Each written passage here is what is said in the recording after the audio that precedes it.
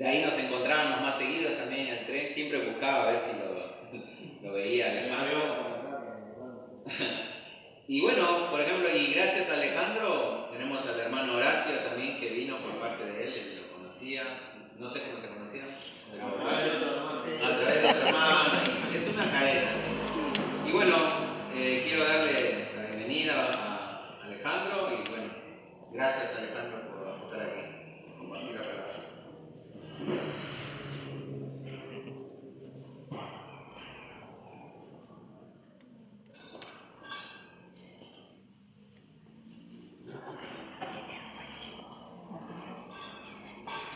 Estoy cómodo. No tengo batería. ¿Cómo están? Es el mío. Buenas tardes. Bueno, ya me presentaron. ¿La apagué? No. ¿Ahí? ¿Está bien? ¿Se escucha bien? Sí. Bueno, es un honor para mí, es un gran privilegio que por gracia del Señor se me permita compartir la palabra. Quisiera que oremos primero, buscando la guía del Señor para que no sea yo el que esté hablando, sino el Espíritu Santo, y también para cuidar mi corazón, también por el tema que vamos a tratar. Padre, venimos delante de tu presencia, amado Señor. Venimos gozosos y alegres, Padre, porque hoy es un día hermoso, Señor, en el cual tú has reunido a tu pueblo para alabarte, para adorarte, para escuchar tu palabra. Venimos con la intención, Padre, de que transformes nuestros corazones. Venimos con la intención de enamorarnos de ti, Padre. Así que te pedimos que prepares cada uno de los corazones para recibir la palabra. Y el mío también, Padre, porque tu palabra es perfecta. Yo no lo soy, Señor. Así que te pido que cuides de que de mi boca no salga una palabra que no sea de bendición ni de edificación para tu iglesia. Que todo lo que salga sea con amor, Padre, y para edificar a tu cuerpo. Te lo pido en el nombre del Señor Jesús. Amén. Amén. Amén. Bueno, como bien decía Carlos, el tema que hoy nos toca es hablar de la bondad de Dios.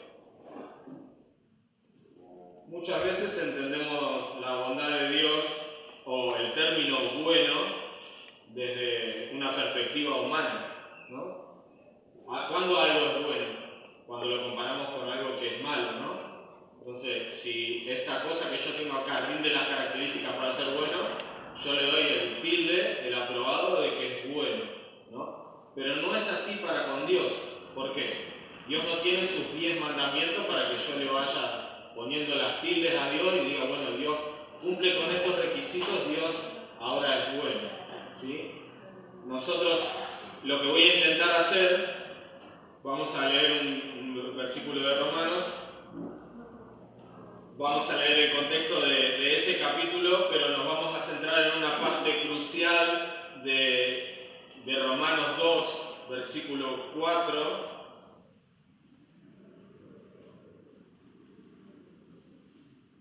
Porque esa tiene la clave de la prédica que se llama Su bondad es mi guía. Y vamos a entender por qué su bondad es mi guía. No sé si se entendió. ¿Fui claro? ¿Se entiende? Bueno, gloria a Dios. Empezamos primero leyendo Romanos 2, del versículo 1 al 6, para entender un poco el contexto. Después voy a hablar un poco también de lo que habla el capítulo 1, porque hay un nexo que cuando usted lee el versículo 2 hace una comparación y se da cuenta que habla de algo que estuvo pasando en el capítulo 1. Para los que leen el libro de Romanos, acá Pablo le está hablando en el capítulo 1 a los gentiles, en el capítulo 2 le habla a los judíos y termina diciendo por cuanto todos pecaron, todos están destituidos de la gloria de Dios. ¿Sí? ¿Se va entendiendo? ¿Leyeron el libro de Romanos? Sí, gloria a Dios. Bueno, vamos a leer primero Romanos 2, del versículo 1 en adelante.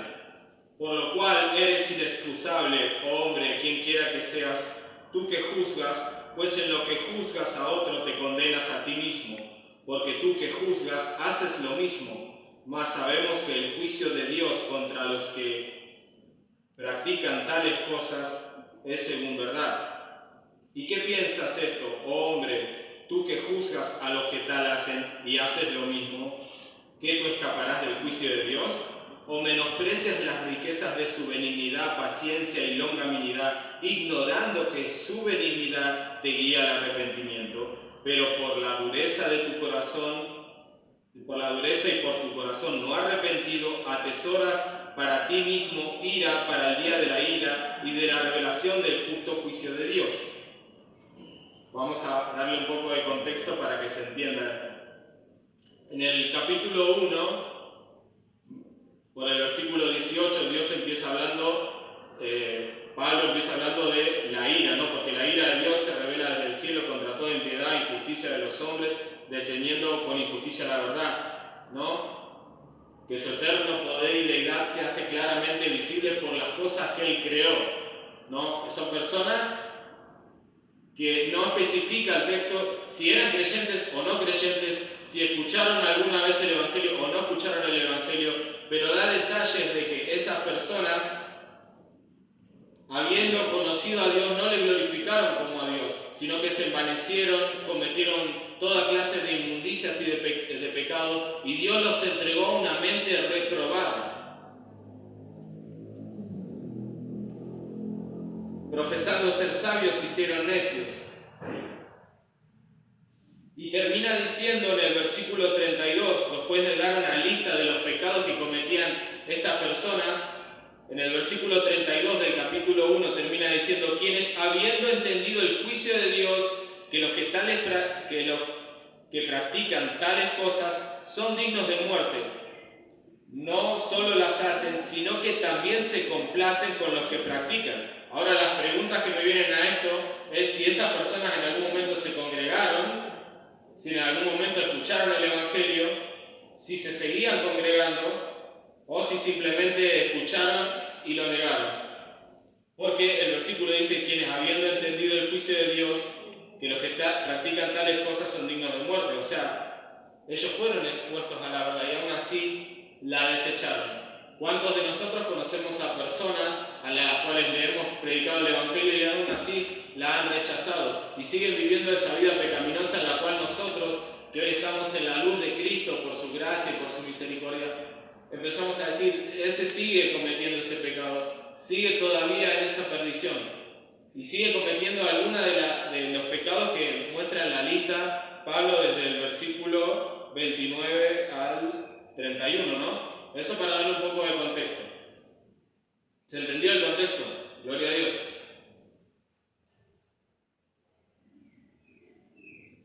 Ahora sí, el versículo 2 que nos compete a nosotros, hasta el versículo 4, que es donde nos vamos a profundizar, porque donde tenemos que profundizar es por qué su bondad me guía al arrepentimiento. Esa es la clave de esto, ¿no? Dice: por lo cual eres inexcusable, hombre, quien quiere que seas, tú que juzgas, pues en lo que juzgas a otro te condenas a ti mismo, porque tú que juzgas haces lo mismo. Ahora, la pregunta que a nosotros como cristianos, no voy a hacer, y por favor, no es con la intención de lastimar a nadie, es cuando nosotros empezamos a ser cristianos, creímos en el Señor Jesucristo, nos arrepentimos de nuestros pecados por gracia del Señor, ¿volvimos a cometer alguno de esos pecados de los cuales Cristo nos sacó? ¿Volvimos a mentir alguna vez? ¿Volvimos a robar alguna vez? Quizá, ojalá que no. ¿Volvimos a matar? Creo que nadie mató. Pero el Señor Jesús dijo: cualquiera que odia a su prójimo ya lo mató en su corazón. O le llame fatuo, o hable mal de un hermano. ¿Cuántas veces nos ha pasado, incluso siendo cristianos, con muchos años de cristiano, aún cometer esa falencia? Entonces somos inexcusables. Es como si Pablo estaría diciéndole: perdón, usted de la cuarta fila, vos el de la cuarta fila, eres inexcusable, quien quiera que seas, tú que juzgas a otro te condenas a ti mismo, porque tú que juzgas haces lo mismo. Si bien nosotros hoy no estamos matando, quizás sí estamos odiando a un hermano, a un amigo, a un vecino, quizá a un político, quizá a alguien en la tele, quizá a alguien del fútbol, no lo sé, pero eso sigue estando en nuestro interior, es algo con lo que seguimos batallando. Y es lo que Pablo quizá le está diciendo a alguien en específico, porque cuando uno lo lee, Pablo es como si le estuviera hablando a una persona en específico, no habla en general, como pasó en el capítulo 1. Habla en específico a una persona. ¿Sí? Dice, más sabemos que el juicio de Dios contra los que practican tales cosas es según verdad. O sea, no solamente sos inexcusable, sino que este juicio es veraz, no es que Dios lo esté inventando de algo, hay una conciencia en tu cabeza. Conciencia significa con conocimiento, y nosotros sabemos que estamos cometiendo esa falencia. Quizá hoy el hombre que hoy está casado no está cometiendo adulterio, pero quizá le llegó algo al celular y me apareció el video. Yo no lo busqué, ¿no? Entonces nos excusamos. No hay excusa, es según verdad.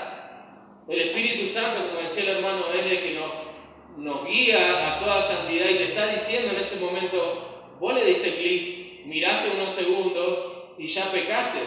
No podés justificarte ya. ¿Me explico? Gloria a Dios. Versículo 3.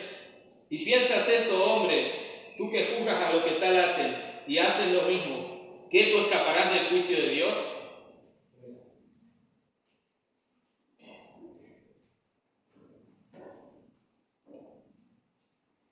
Estas personas, y nos puede pasar a nosotros, y yo no estoy exento de eso, por eso es muy difícil predicar esto, porque puedo llegar a ser soberbio y ponerme en una poltrona en la cual no estoy, porque soy igual que todos ustedes, pero es el texto que tenemos que tratar hoy, es hablar de la bondad de Dios, y es necesario que hagan.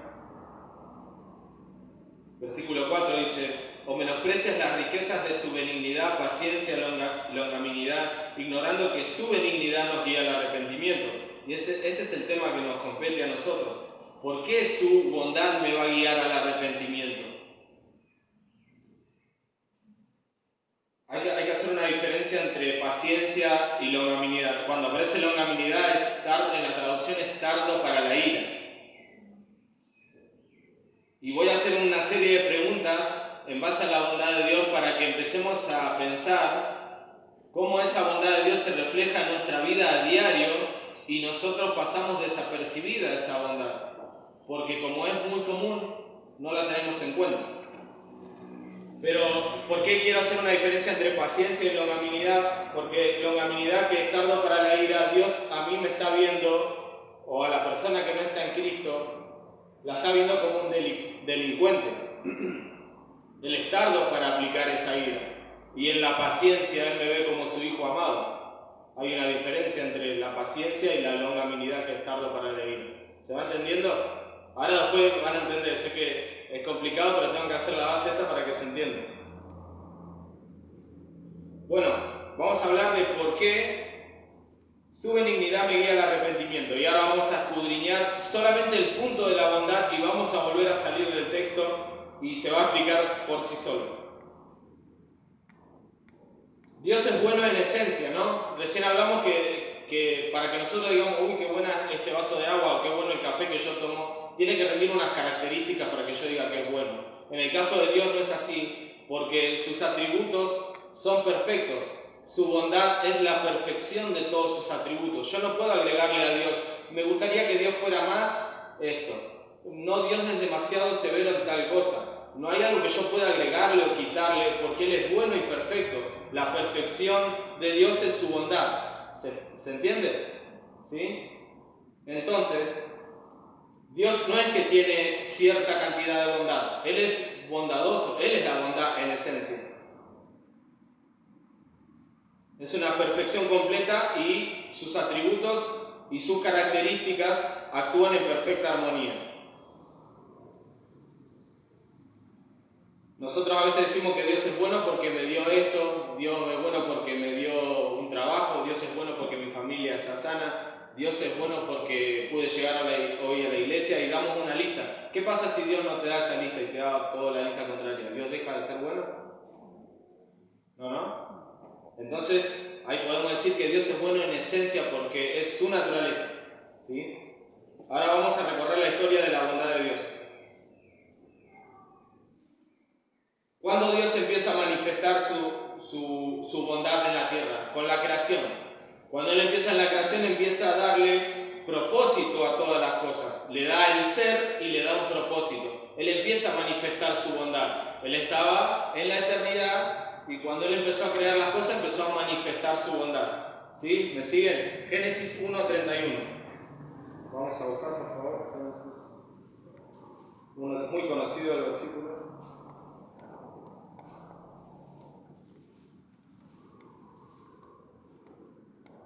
Y vio Dios todo lo que había hecho, y he aquí, era bueno en gran manera. Dios creó todo bueno, ¿no? Hasta que Adán pecó, ¿no? Y ahí fue la entrada del pecado al mundo. Vemos la bondad de Dios desde la creación y la providencia naturales que tenemos. El aire, el sol, las leyes físicas que existen. O sea, existe la gravedad, si yo me tiro del techo, va a aplicarse la ley. Así un montón de leyes físicas que se cumplen, ¿no? Y Dios las determinó para el bienestar nuestro, para manifestar su bondad, ¿no? Y creó a la más alta de las criaturas, que somos nosotros. Vamos a leer el Salmo 139:14.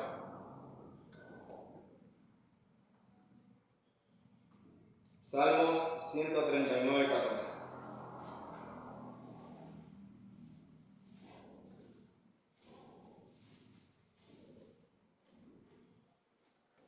Te alabaré porque formidables, maravillosas son tus obras. Estoy maravillado y mi alma lo sabe muy bien.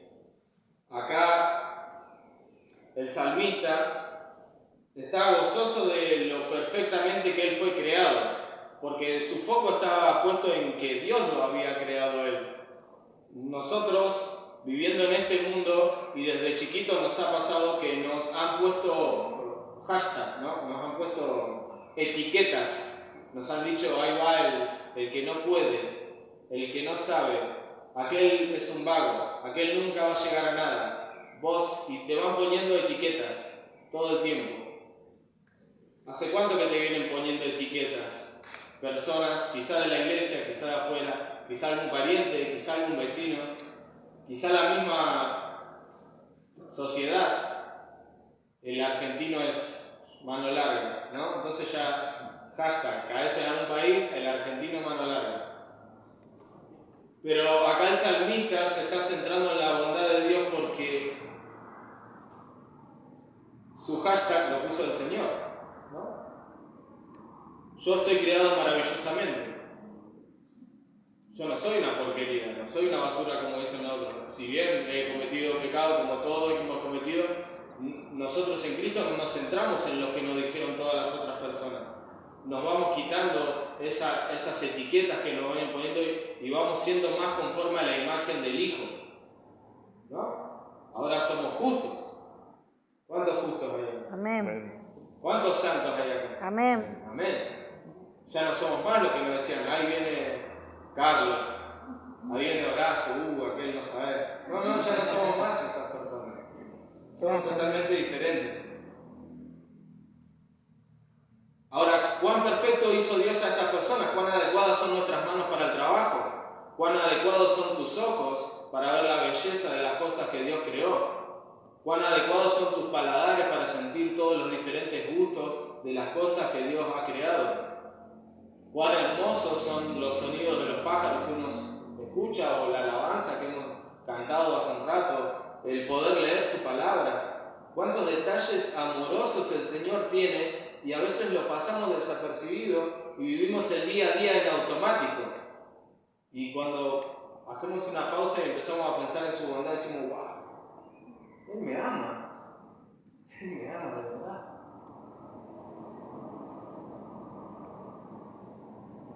Y eso no solo se limita al ser humano.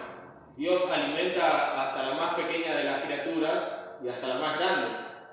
Dice el Señor, mirad los pájaros en el cielo que no siembran ni cosechan ni recogen en granero, sin embargo vuestro Padre Celestial les alimenta. Pregunta en general, ¿no valéis ustedes más que estos? Y a veces pensamos, ¿cómo voy a llegar a fin de mes? No puedo pagar esto. No voy a llegar a lo otro. Para. ¿No valéis vosotros más que ellos? Amén. Es para reflexionar. Voy a dar argumento por argumento para que ustedes sientan su corazón. Esa es la intención de esta prédica, que sientan: Dios me ama, Dios es bueno, Dios me ama, Dios es bueno. Esa es la intención de la prédica. Salmos 145, 15 y 16 para afirmar esto. 145, 15 y 16. Los ojos de todos los que esperan en ti, y tú les das su comida a tiempo, abres tu mano y colmas de bendición a todo ser viviente. Gloria a Dios. Vemos la bondad de Dios en la variedad de placeres, como estábamos diciendo, que Dios ha traído al hombre. Él no tenía la obligación de crear una buena tira de asado.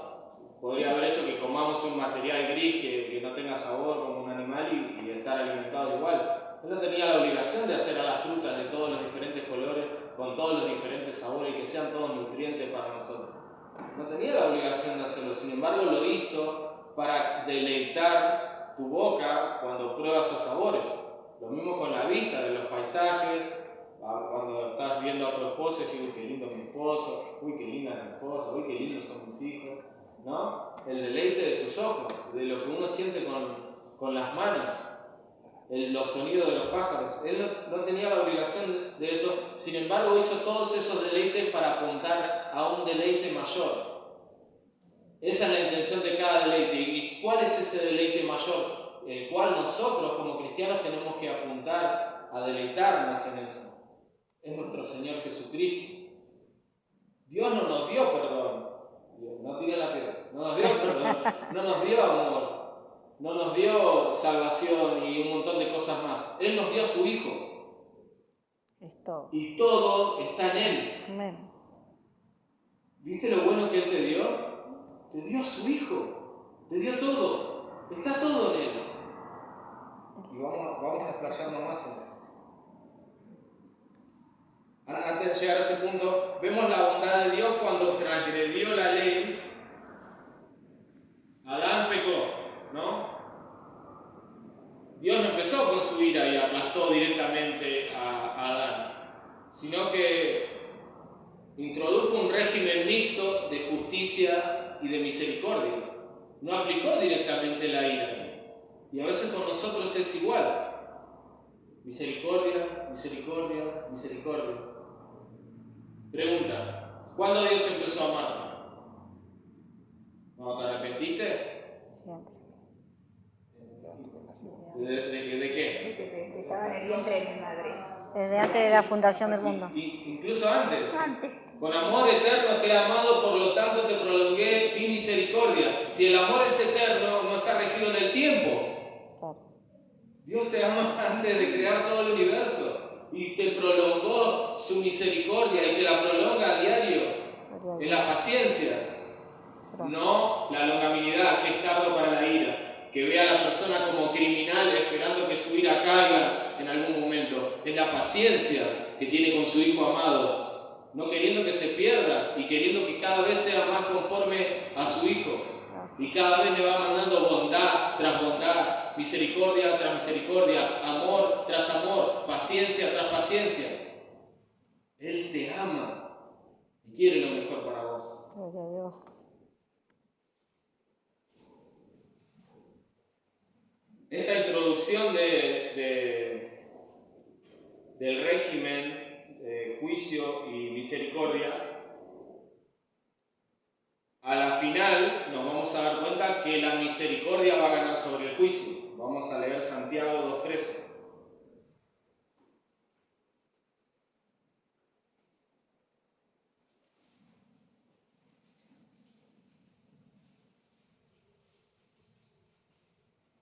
Santiago 2:13 dice: porque juicio sin misericordia se hará con aquel que no hiciere misericordia, y la misericordia triunfa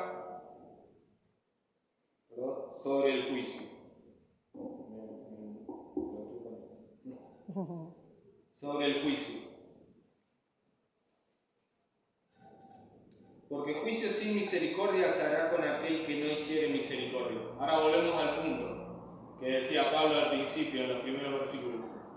A veces juzgamos nosotros porque ya no nos drogamos más, porque ya no adulteramos más, porque ya no robamos más, pero quizá no es un pecado flagrante que se puede ver, pero sí en el interior, cuando estamos a solas con nuestra mente. Y quizá no aplicamos esa misericordia con el que está en la oscuridad, o el que todavía no entendió un concepto, o el que todavía está luchando con un pecado, y quizá estamos siendo un poquito duros, no estamos siendo misericordiosos, porque juicio sin misericordia se hará con aquel que no hiciere misericordia. Es deber nuestro imitar a Jesucristo, aquel que es bueno con nosotros todo el tiempo. Gracias, Señor. Ahora, para seguir reflexionando sobre la bondad, 365 días tiene el año. ¿Cuántos de esos días son buenos y cuántos son malos? ¿Son malos buenos o malos malos? Son malos buenos, ¿no? ¿Son más? Sí. ¿Cuántos tenés más días de enfermedad o más días de salud en toda tu vida? Más días de salud, ¿no? ¿Tenés más días de tribulación o más días de gozo ahora que sos cristiano? De gozo. Más días de gozo, ¿no? Y a veces estamos como Pedro mirando la tormenta, ¿no? El Señor está caminando ahí, haciéndonos caminar sobre el agua y empezamos a ver el problema, el otro problema, el otro problema, y no veo la bondad de Dios. Y estoy ignorando la bondad de Dios.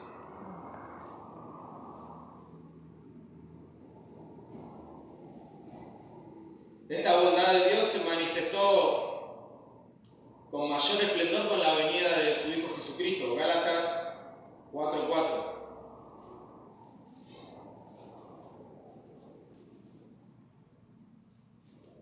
Y acá vamos a hacer un punto porque es necesario aclararlo.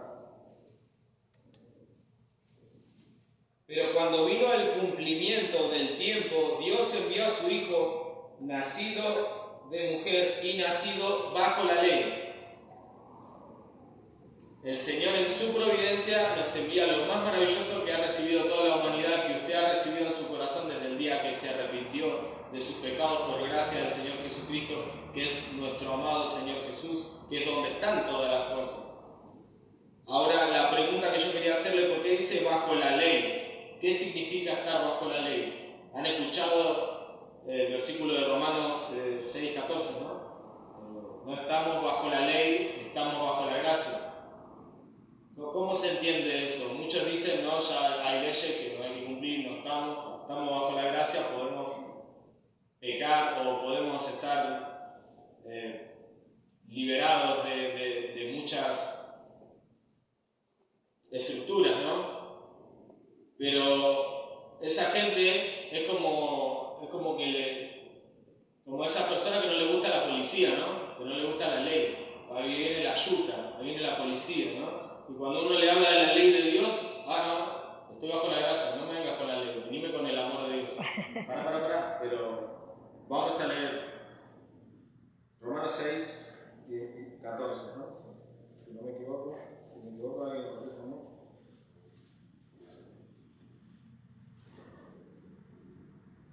Sí, porque el pecado no se enseñorea de vosotros, pues no estáis bajo la ley, sino bajo la gracia. El versículo de Gálatas que leímos hablaba de que el Señor estaba bajo la ley. Nosotros dice que estamos bajo la gracia. ¿Qué significa eso? Lo voy a explicar con un ejemplo. Imagínense que a mí me gusta pasar en rojo por el semáforo. Y siempre voy manejando y paso en rojo. Me encanta pasar en rojo. Entonces hay una ley que yo estoy incumpliendo, ¿no?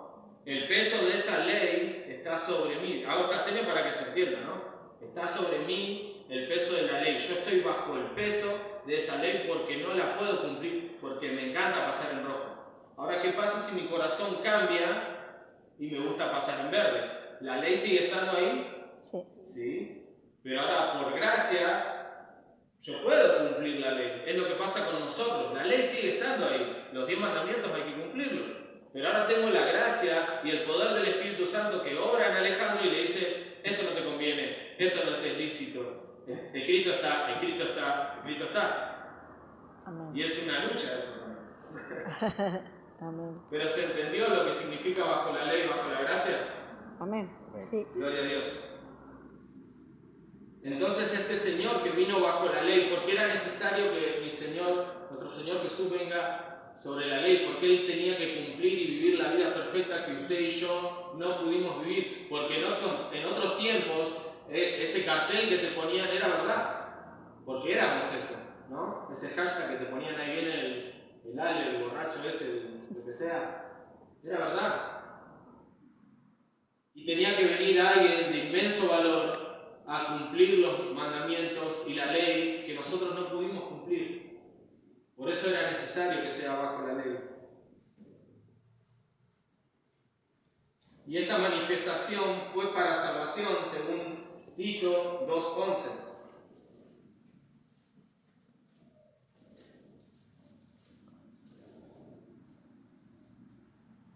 Porque la gracia de Dios se ha manifestado para salvación a todos los hombres. Ahora vamos a hacer un punto en el Señor Jesús. Nosotros vivíamos muertos en nuestros delitos y pecados, cometiendo toda clase de inmundicia, como pasaba en el capítulo 1 de Romanos, toda clase de pecados antes de conocer a Cristo. Por gracia del Señor Jesucristo, una persona se acercó a vos y te compartió el Evangelio. Por gracia del Señor fueron abiertos tus oídos para escuchar el Evangelio. Por gracia del Señor Jesucristo se te fue dada una fe, según Efesios 2:8, porque por gracia sois salvos por medio de la fe, y esto no de vosotros, pues es un don de Dios, para que creas en Él. Gracias, Jesús. Y eso te guió al arrepentimiento. ¿Y qué pasó con eso? ¿Por qué le pregunté si eran justos y santos? Todos dijeron que sí, así que gloria a Dios. Pero lo voy a explicar igual porque ya lo había preparado. Justos. ¿Por qué somos justos? ¿En qué soy justo? Porque yo me miro en el espejo y con todo lo que estoy luchando no me veo tan justo como dice la Escritura. Nosotros somos posicionalmente justos y posicionalmente santos. ¿Qué significa eso? Vamos a ponerlo así. Cuando Adán pecó, ¿ustedes estuvieron ahí? No, ninguno. Adán peca y la consecuencia del pecado de Adán se me computa a mí. Es como si mi bisabuelo tuviera cáncer, mi abuelo tenía cáncer, mi viejo tenía cáncer, yo tengo cáncer y mis hijos que están en la escuelita tenían cáncer. Es algo así, ¿no? Entonces toda la humanidad viene con ese pecado. Esto no quiere decir que no son responsables, pero estamos hablando de otra cosa. Entonces la experiencia de Adán se me computa a mí, por más que yo no estuve ahí, porque soy descendiente de él. ¿Se entiende? Sí. Ahora, si yo creo en aquel que vivió la vida perfecta que yo no pude vivir, que cumplió todos los mandamientos, que se entregó y satisfizo la justicia de Dios en la cruz, la experiencia del segundo Adán, que es mi Señor Jesucristo, nuestro Señor Jesucristo, se me computa a mí. Entonces Dios me ve como justo. Alejandro es justo. ¡Wow! ¿Esto para tirar la casa por la ventana? Alejandro es justo. Imposible. Pero Dios lo hizo. Gracias, Jesús. Por amor. Por su bondad. Algo que no merecíamos. Él lo hizo. Y no solo eso, porque si no sería solo una persona que no cometió pecado, sino que también nos santificó y tenemos acceso al Padre. ¡Wow! Podés hablar con el Creador del universo a diario. Podés decirle al Señor, te necesito, porque no puedo luchar contra esto, no puedo luchar contra el otro, no, se me acaban las fuerzas. Señor, estoy luchando contra la falta de oración,